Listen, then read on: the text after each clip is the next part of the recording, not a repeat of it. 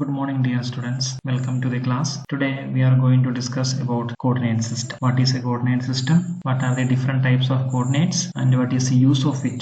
These will be discussed in our class. For example, if you want to purchase some vegetables from the market, for that purpose we will go to the market and purchasing vegetables. Meanwhile, our mother want to see where we are now. On the way, we will talk to mother and saying that now I am in a post office or I am just 5 meters away from the post office. By talking this to mother assume that her son is very near to the post office. So what is the use? ഇതിന്റെ ഉപയോഗം എന്താണെന്ന് വെച്ച് കഴിഞ്ഞാൽ നമ്മുടെ അമ്മയ്ക്ക് ഇപ്പോൾ അറിയാൻ പറ്റും നമ്മൾ എവിടെയാണ് നിൽക്കുന്നത്, അല്ലെങ്കിൽ നമ്മൾ ഇപ്പോൾ നിൽക്കുന്ന പൊസിഷനെ അമ്മയ്ക്ക് കൃത്യമായിട്ട് അടയാളപ്പെടുത്താൻ പറ്റി. എങ്ങനെ? പോസ്റ്റ് ഓഫീസ് എവിടെയാണെന്ന് അമ്മയ്ക്ക് അറിയാം.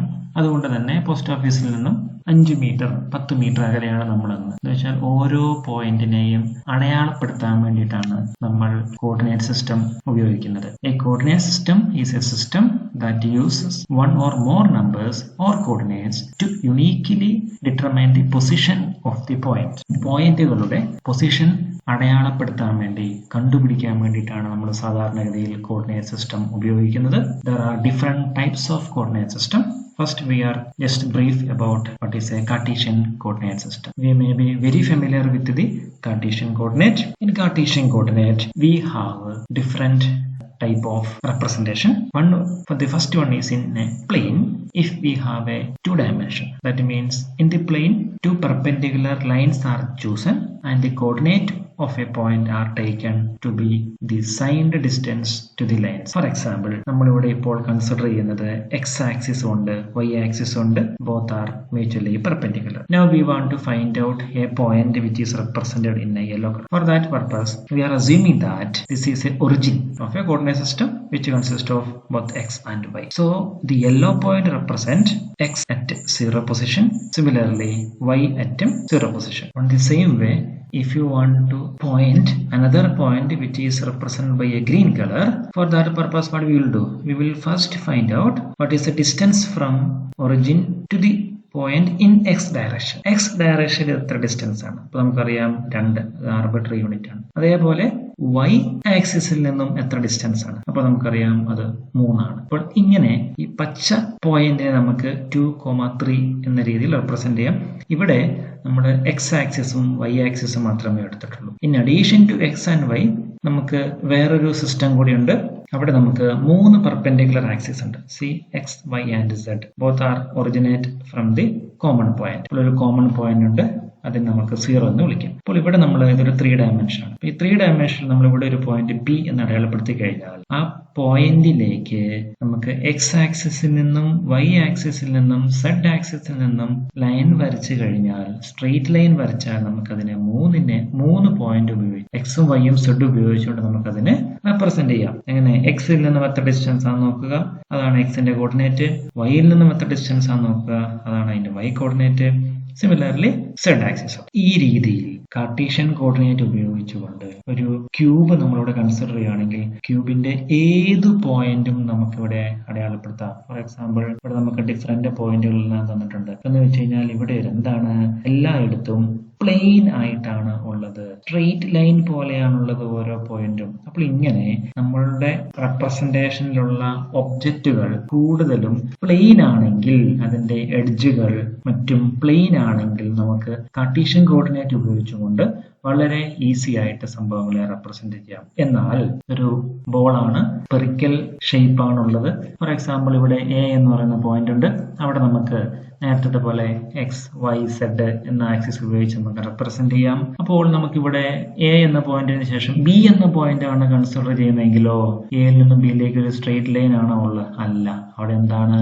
ഒരു കർവ്ഡ് പ്ലെയിൻ ആണുള്ളത്, കർവ്ഡ് ലൈൻ ആണുള്ളത്. അപ്പോൾ കർവ്ഡ് ലൈൻ ഉണ്ടെങ്കിൽ നമ്മൾ നേരത്തെ പഠിച്ച കാർട്ടീഷ്യൻ കോർഡിനേറ്റ് ഉപയോഗിച്ചുകൊണ്ട് എക്സ്, വൈ, സെഡ് ആക്സിസ് ഉപയോഗിച്ചുകൊണ്ട് നമുക്ക് ഒരു കർവ്ഡ് ലൈൻ അല്ലെങ്കിൽ ഒരു കർവ്ഡ് സർഫസിനെ നമുക്ക് എല്ലാ പോയിന്റിനെയും റെപ്രസെന്റ് ചെയ്യാൻ വളരെ ബുദ്ധിമുട്ടാണ്. അപ്പോൾ സ്ഫിയറിന്റെ കേസിൽ സ്ഫിയറിലുള്ള സർഫസിലുള്ള എല്ലാ പോയിന്റുകളെയും നമുക്ക് റെപ്രസെന്റ് ചെയ്യണമെങ്കിൽ അവിടെ നമുക്ക് എന്തുണ്ടാവും? ഒരു കർവ് നേച്ചർ വേണ്ടി വരും. അതേസമയം കാർട്ടീഷ്യൻ കോർഡിനേറ്റിൽ കർവ്ഡ് നേച്ചർ ഉണ്ടോ? ഇല്ല. അപ്പോൾ അതുകൊണ്ട് കർവ്ഡ് നേച്ചർ ഉള്ള ഒബ്ജക്റ്റുകളെ റെപ്രസെന്റ് ചെയ്യാൻ വേണ്ടിയിട്ടാണ് നമ്മൾ പുതിയൊരു കോർഡിനേറ്റ് സിസ്റ്റത്തിലേക്ക് പോകണം. അതിനാണ് നമ്മൾ പോളാർ കോർഡിനേറ്റ് സിസ്റ്റം എന്ന് പറയുന്നത്. പോളാർ കോർഡിനേറ്റിനെ നമുക്ക് രണ്ടായിട്ട് തരംതിരിക്കാം. ഒന്ന് സ്പെറിക്കൽ കോർഡിനേറ്റ് സിസ്റ്റവും രണ്ട് cylindrical coordinate. Now in our class today we are mainly focusing about spherical coordinate system. What are the properties of a spherical coordinate system and what is the coordinates in spherical coordinate system will discuss deeply. ഇപ്പോൾ ഒരു video ആണ് ഞാനിവിടെ share ചെയ്യുന്നത്. അത് omega എന്ന് പറയുന്ന ഒരു വെബ്സൈറ്റിൽ നിന്നും ഓപ്പൺ കോഴ്സിൽ നിന്നും എടുത്ത വീഡിയോ ആണിത്. നിങ്ങൾക്കത് നെറ്റിൽ കാണാം. അതേപോലെ ഞാനിവിടെ ക്ലാസ്സിൽ കുറച്ചും കൂടെ മോർ ഈസി ആയിട്ട് സ്പെറിക്കൽ പോളാർ കോർഡിനേറ്റിനെ റെപ്രസെന്റ് ചെയ്യാൻ വേണ്ടി ഇത് ഞാൻ ഉപയോഗിക്കാം. നേരത്തെ പറഞ്ഞതുപോലെ കാർട്ടീഷ്യൻ കോർഡിനേറ്റ് ആണ് തുടങ്ങിയത്.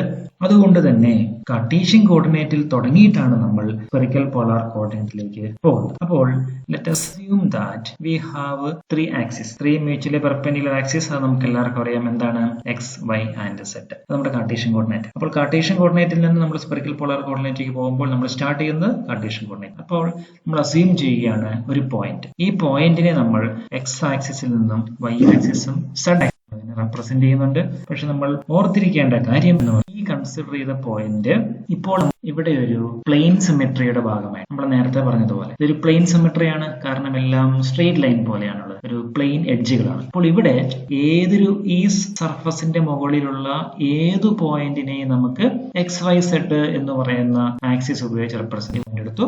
ഇപ്പൊ അതേസമയം നമ്മൾ ഇവിടെ ഒരു പോയിന്റ് എടുക്കുവാണെങ്കിൽ നമുക്ക് എന്ത് ചെയ്യാം? എക്സിൽ നിന്നും ഡിസ്റ്റൻസ്, വൈയിൽ നിന്നും ഡിസ്റ്റൻസ്, സെഡിൽ നിന്നും ഡിസ്റ്റൻസ്, ഇങ്ങനെ നമുക്ക് ഇതിനെ റെപ്രസെന്റ് ചെയ്യാം. അപ്പോൾ അതാണ് കാർട്ടീഷ്യൻ കോർഡിനേറ്റിൽ കാണുന്നത്. സിമെട്രി എപ്പോഴും പ്ലെയിൻ ആയിരിക്കും. അതേസമയം ഈ സിമെട്രിക്ക് പകരം നമ്മൾ വേറെ ഒരു കോർഡിനേറ്റ് സിസ്റ്റം ആണ്. അതാണ് നമ്മളുടെ സ്പെറിക്കൽ പോളാർ കോർഡിനേറ്റ് സിസ്റ്റം. നമ്മൾ വൺസ് അഗൈൻ ഒരു പോയിന്റ് കണ്ടു.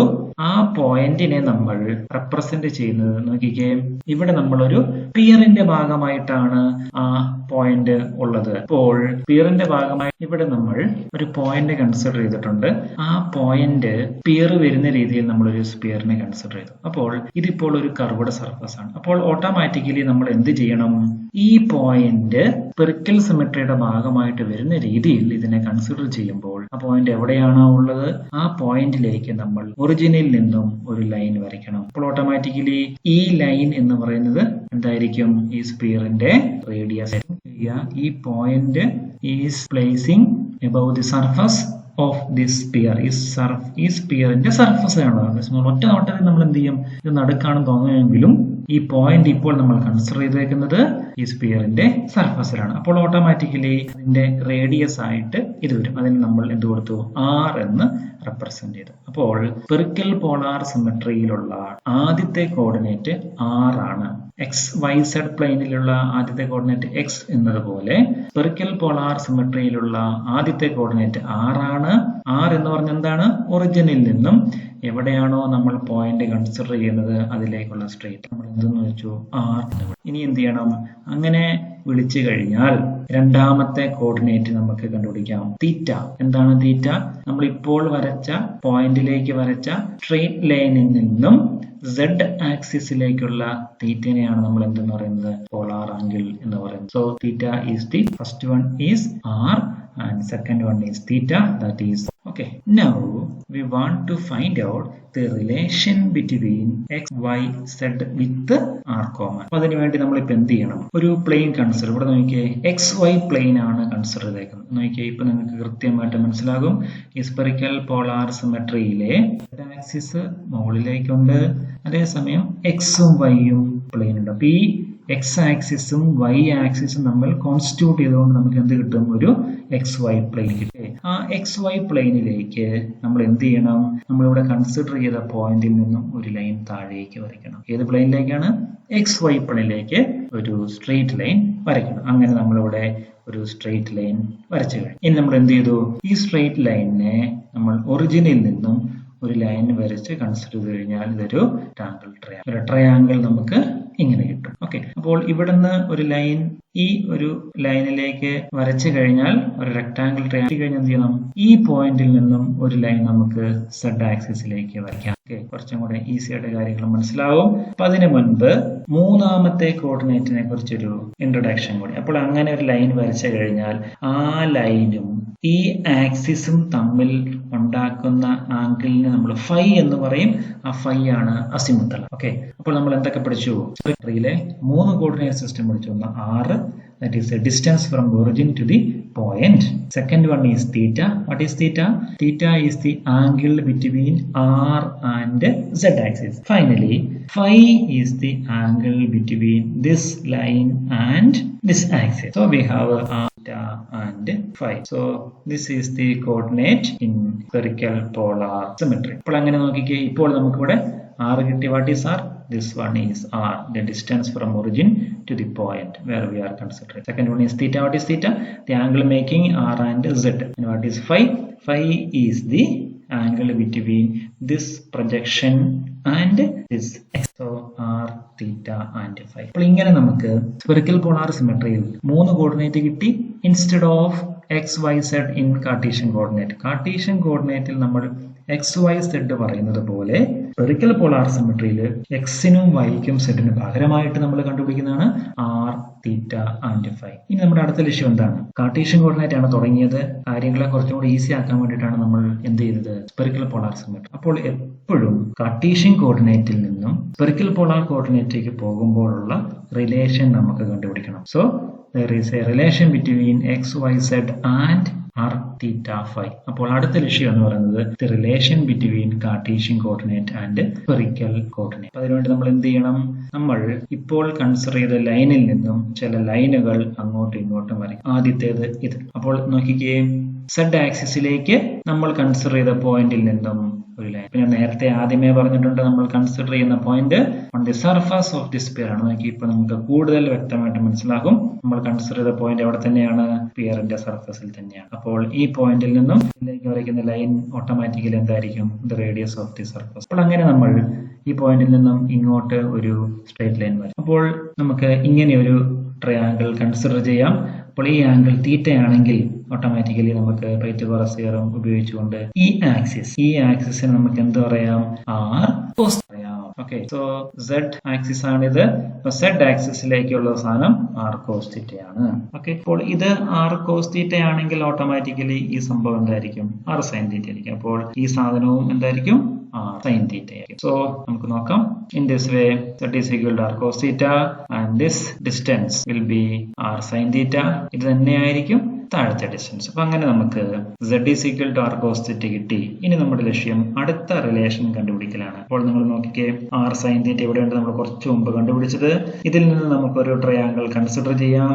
നോക്കിക്കോ. Okay, in this way we are also making another triangles. If this one is phi, so we can find this one, this distance, at that r sin theta cos phi, this one, because axis is making a angle with this, that is phi. So this distance into cos phi. So this one is r sin theta. Similarly, on the same way, so this is r sin theta cos phi. Similarly, this one is r sin theta sin phi. In this way, this red one is x-axis, and finally we will find this distance is r sin theta cos phi, and this distance is r sin theta sin phi. Finally, we were able to find the relation between x, y, and z with the. So in this way, we can find the relation between Cartesian coordinate and spherical coordinate system. For that purpose, we have to make new coordinate, that is r, theta and phi. R is the distance from the origin to the point where we are considering. Similarly, theta is the angle between r and z axis. Finally, phi is the angle that is in azimuthal. Thank you.